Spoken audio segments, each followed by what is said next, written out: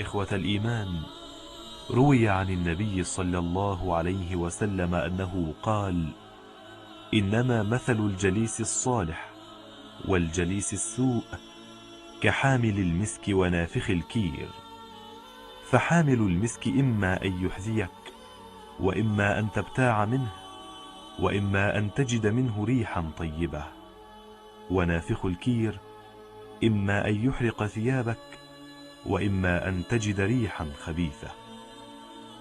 في هذا الحديث تنبيه على أنه ينبغي على الإنسان أن يتحرى بغاية جهده مصاحبة الأخيار ومجالستهم، فهي تجعل الشرير خيرا، كما أن صحبة الأشرار قد تجعل الخير شريرا. وقيل: من صحب خيرا أصاب بركته. فجليس أولياء الله دائما في نفع إن اقتدى بعلمهم وعملهم، ولهذا أوصى المؤدبون الأحداث بالبعد عن مجالسة السفهاء. ويروى عن سيدنا علي رضي الله عنه أنه قال: لا تصحب الفاجر فإنه يزين لك فعله ويود لو أنك مثله.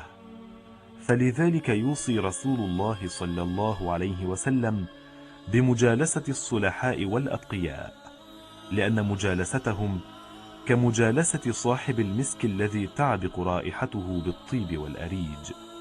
وفي ذلك يقول عليه الصلاة والسلام فيما يروى عنه: مثل الجليس الصالح مثل العطار، إن لم يعطك من عطره أصابك من ريحه، أي إن لم يعطك الصالح علما أو فائدة في مجلسك هذا، فلا بد أن تلتقط منه مسألة يجيبها لسائل، أو مشورة يعطيها لمستشير.